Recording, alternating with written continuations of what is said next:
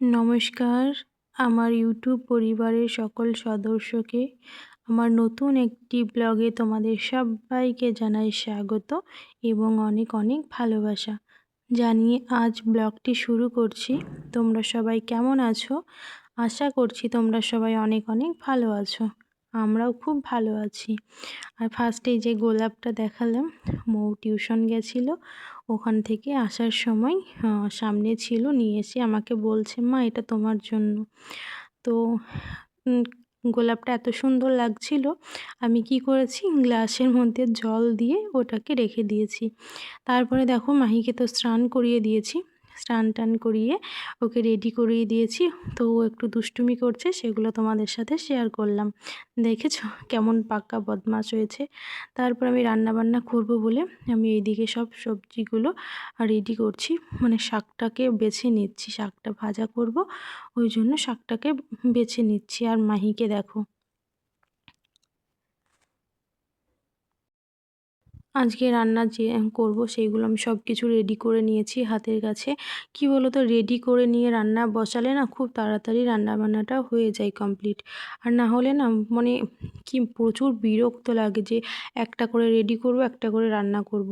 তা ওই জন্য ভাবলাম চলো যত লেট হয় হোক, আগে আমি এইটা রেডি করে নিই, যা যা রান্না করব সেগুলো কেটে ধুয়ে বেছে নিই, তাহলে তাড়াতাড়ি রান্নাটা হয়ে যাবে। যেহেতু একা মানুষ, বুঝতেই পারো সব কিছু নিজেকেই একাই করতে হয়, সব নিজেকেই সামলাতে হয়। ওই জন্য আমার যেটা সুবিধা মনে হয় আমি সেইভাবেই কাজটা করি আর কি। তারপরে এই দেখো আজকে রান্না বান্না বলতে কলমি শাক আছে, কলমি শাক ভাজা করব, আর আলু পটলের কি বলে একটা, আলু পটলের দম করব, আর চিকেন করব, আর কিছু করব না। তো দেখো এখন শাকটাকে, কলমি শাক ভাজাতে আমি লঙ্কা আর ওই রসুন ফোড়ন দেব, দিয়ে কলমি শাক ভাজা করব। আমার কলমি শাকের ভাজাটা খেতে না বেশি ভালো লাগে, অনেকে অনেক রকমভাবে খায়, কিন্তু আমার ভাজাটা বেশি ভালো লাগে। তো যাই হোক, আজ সেই দিনকেও ভাজা করেছিলাম। তো মৌ বলছিল, মা আমার খুব ভালো লেগেছে, তো কলমি শাক আবার নিয়ে আসবে। ওই জন্য আমি কলমি শাকটাই বলেছিলাম, আর তোমাদের দাদাভাইকে ফোন করে বলতে বলেছিলাম, তো দিয়ে গেছিলো। আরও কিছু সবজি দিয়ে গেছিলো, সেটা তোমাদের সাথে আর আজকে শেয়ার করা হয়নি। তো দেখো শাকটাকে আমি কড়াইয়ে দিয়ে দিলাম। তো যেটাতে শাক ছিল ওইটা একটু ধুয়ে রেখে দিলাম, না হলে কি বলো তো, ওইটা যদি একটু শুকিয়ে যায় না, ওই যে ওইটা ওই ঝুড়িটার সাথে লেগে যায়। ওই জন্য ভাবলাম যে আগে ওইটা কাজটা করে নিই, তারপরে এইটা নেড়ে দেবো আর কি। আর দেখো কড়াইয়ে দেওয়ার সাথে সাথে এক্কেবারে অল্প হয়ে গেছে। শাক জিনিস তুমি যতই বেশি করো না কেন, সেই পরিমাণে সেই অল্পই হয়ে যায়, তাই না? তো দেখো অনেকে, জানো তো, অনেকে শাকে আবার হলুদ দেয় না, কিন্তু আমাদের হলুদ ছাড়া কোনো কিছু রান্নাই মানে করতে হয় না, কারণ হলুদ একটু হলেও হলুদ দিতেই হবে। তো দেখো হলুদ আর লবণ দিয়ে সুন্দর করে শাকটাকে ভালো করে ভেজে নেবো। আর ওইদিকে শাকটা বসানো আছে, আর এইদিকে জলটা ফুটে এসছে, আমি চালটা ধুয়ে দিয়ে দিচ্ছি। আর একদিকে শাক ভাজা বসিয়েছি, একদিকে ভাত, এইদিকে মানে সব রান্না হতে হতে ভাতটাও হয়ে যাবে। আর যেহেতু আজকে বলেছিলাম তোমাদের আমাদের বাড়িতে কেউ আসবে, বৌদি আসবে, তো ওই জন্য রান্না বান্নাটা একটু তাড়াতাড়ি বসিয়ে দিয়েছি। কিন্তু বৌদির আসার কথা ছিল দুপুরে, কিন্তু এসেছিল 5টার সময় বিকেল। কিন্তু আমি দুপুরে শুধু রান্না করেছিলাম, কিন্তু সেই রান্না খাইনি, সেই রাত্রিতেই খেয়েছিল। তারপরে দেখো শাক ভাজাটা তো আমি করে নিয়েছি, তারপরে আলু পটলটা, এবার পটলটা সুন্দরভাবে ভেজে নেব। কারণ কি বলো তো, পটল সুন্দর মানে ভালো করে ভেজে যদি করা যায় না, সেই পটলের তরকারি খেতে কিন্তু অনেক সুন্দর লাগে। আমার তো খুব ভালো লাগে আলু পটলের তরকারি খেতে। কিন্তু অনেকে আছে হয়তো পটল পছন্দ করে না, কিন্তু আমার খুব ভালো লাগে। দেখো সুন্দরভাবে লাল লাল করে ভেজে নেব। তারপরে এই একই তেলের মধ্যে আলুগুলো দেব, দিয়ে আলুগুলো ভেজে নেব। এই দেখো সব উঠিয়ে নিয়েছি। আর যেহেতু পটল ভাজতে একটু তেল তো লাগবে, দেখো তেলটা অনেকটাই দিয়েছিলাম, পটলটা ভাজা হয়েছে, এর মধ্যে আলুগুলো সব দিয়ে দেবো, দিয়ে ভালো করে ভেজে নেব।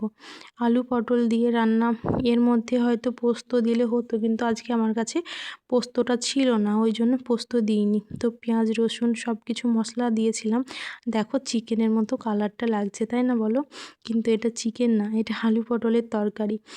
তো খেতে, সত্যি কথা বলতে খেতে খুব টেস্টি হয়েছিল ওই পটলের তরকারিটা। চিকেনটাও ভালো হয়েছিল, কিন্তু আলু পটলের তরকারিটাও খুব সুন্দর হয়েছিল। তো যাই হোক, তোমাদের সাথে বকবক করতে করতে দেখো আমার তরকারিটা ফুটে এসছে। এই দেখো হয়ে গেছে, এবার একে নামিয়ে নেব। তারপরে চিকেনটাকে বসিয়ে দেব। এই দেখো কেমন একটা লাগছে এখানে, জানো তো, কিন্তু চিকেনের কালারটা খুব সুন্দর এসেছিলো, কিন্তু এখানে আমি যখন এডিটিং করি তখন গিয়ে দেখি চিকেনের কালারটা কেমন একটা লাগছে। কিন্তু দেখো এখানে কষাচ্ছি তো এখনও, মানে কষানো কমপ্লিট হয়নি। চিকেন যত কষাবার তত কিন্তু টেস্টি হয় আর কি। তো এদিকে চিকেনটা কষাতে দিয়ে আমি জলগুলো, বোতলের জলগুলো সব ভরে নেব, যেহেতু বোতলগুলো সব খালি হয়ে গেছে। আর আজকে এইদিকে রান্না করতে করতে বাকি সব কাজগুলো সেরে নেব। আর আজকে বাইরে না মেঘ করেছে, ওই জন্য ভাবছি চিকেনটা কষানো হয়ে গেলে জল ঢেলে দিয়ে ছাদের উপরে যাব। ছাদের উপরে যে কাপড় জামাগুলো আছে সব কিছু গুটিয়ে রেখে এসে তারপরে আবার চিকেনটাকে নামাবো। আর উপরে জানলাও দিতে আছে, সব উপর ঘরের জানলাগুলো দিয়ে তারপরে আমি ছাদের উপরে এসেছি। এই দেখো বাইরে কেমন মেঘ করেছে, আর আমার ছাদে প্রচুর কাপড় জামা ছিল, ওই জন্য ভাবলাম চলো আগে ছাদে থেকে কাপড় জামাগুলো নিয়ে আসি। তারপরে নিয়ে এসে এই দেখো ঘরে আনলাতে সব ভাঁজ করে দিয়েছি, ভাঁজ করে রেখে দিয়েছি। মোর ঘরে মোরটা রেখেছি, আমার ঘরে আমারটা রেখে দিয়েছি। আর এই যে এইগুলো নিচে নিয়ে যাব। এই দেখো রান্না বান্না কমপ্লিট। কত সুন্দর লাগছে না কালারটা, যেমন কালার হয়েছে খেতেও কিন্তু খুব টেস্টি হয়েছে। তো তোমাদের দেখিয়ে দিলাম আমি কি কি রান্না করেছি আজকে দুপুরে, কিন্তু এগুলো আমার কিছুই দুপুরে খাওয়া হয়নি।